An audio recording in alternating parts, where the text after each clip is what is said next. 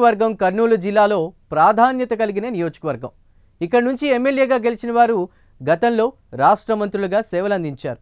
గత ఎన్నికల్లో వైసీపీ నుంచి పోటీ చేసిన విరూపాక్ష విజయం సాధించారు. కూటమి అధికారంలోకి రావడంతో నియోజకవర్గ ఇన్ఛార్జ్ బాధ్యతలు తీసుకోవడానికి అధికార టీడీపీలో పోటీ ఎక్కువైంది. ఇంతకీ నియోజకవర్గ బాధ్యతలు తీసుకోవడానికి ఎవరు సిద్ధంగా ఉన్నారు? పోటీ పడుతున్న నాయకులు ఎవరు? ఇంతలా ఆలూరు కోసం పోటీ ఎందుకు పెరిగింది?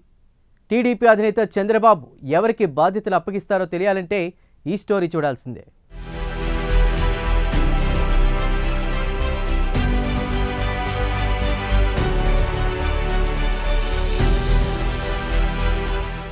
ఆలూరు నియోజకవర్గం గుమ్మనూరు జయరాం కుటుంబానికి బాగా పట్టున్న నియోజకవర్గం.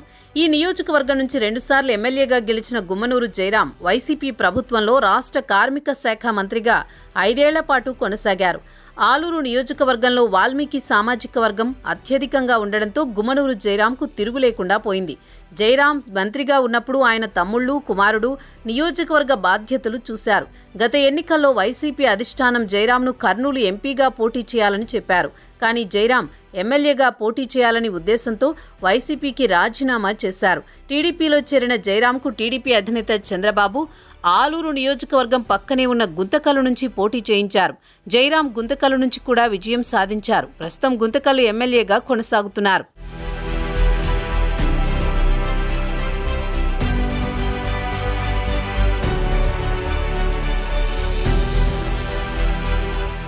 జయరాం నియోజకవర్గం నుంచి వెళ్లిపోవడంతో నియోజకవర్గం పట్టు కోసం టీడీపీ నేతలు పోటీ పడుతున్నారు. గత ఎన్నికల్లో టీడీపీ అభ్యర్థిగా పోటీ చేసి ఓడిపోయిన వీరభద్రగౌడ్ ప్రస్తుత టీడీపీ ఇన్ఛార్జిగా కొనసాగుతున్నారు. గత అసెంబ్లీ ఎన్నికల్లో కూటమికి వచ్చిన వేవ్లో సునాయాసంగా గెలవాల్సిన వీరభద్రగౌడ్ విరూపాక్ష చేతిలో ఓడిపోయారు. వాల్మీకి సామాజిక వర్గం అధికంగా ఉన్న నియోజకవర్గంలో వీరభద్రగౌడ్ తన బలాన్ని చూపించుకోలేకపోయారు. ఇదే నియోజకవర్గం నుంచి మాజీ ఎమ్మెల్యే కోట్ల సుజాతమ్మ పోటీ చేసేందుకు ఎన్నికల ప్రచారం కూడా చేశారు. కానీ టీడీపీ అధిష్టానం కుటుంబానికి ఒక ఎమ్మెల్యే సీటు ఇస్తామని చెప్పడంతో సుజాతమ్మకి ఆలూరు సీట్ లభించలేదు. కానీ ప్రస్తుతం ఆమె కూడా ఇన్ఛార్జ్ రేసులో ఉన్నట్లు తెలుస్తోంది.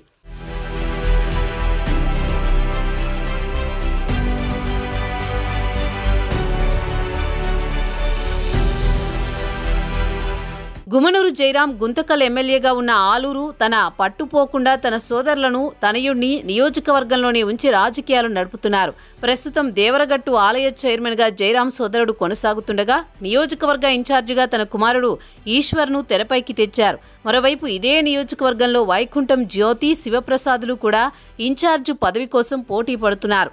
గత అసెంబ్లీ ఎన్నికల సమయంలో ఈ ఇద్దరు ఎమ్మెల్యేగా పోటీ చేసేందుకు సిద్ధమయ్యారు. కానీ చంద్రబాబు, లోకేష్ మరోసారి మీకు అవకాశం ఇస్తామని చెప్పడంతో వీరభద్రగౌడ్ కోసం పనిచేశారు. ఎన్నికలు ముగిశాక ఇప్పుడు నియోజకవర్గ బాధ్యతల కోసం అధిష్టానం పెద్దలను పలుమార్లు కలిశారు.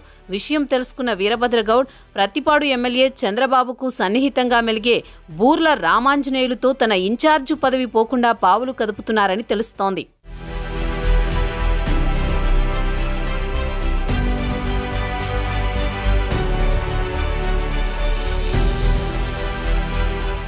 మరోవైపు చిప్పగిరి మాజీ జెడ్పీటీసీ మీనాక్షి నాయుడు కూడా ఇన్ఛార్జి బాధ్యతలు తీసుకోవడానికి సిద్ధమయ్యారు.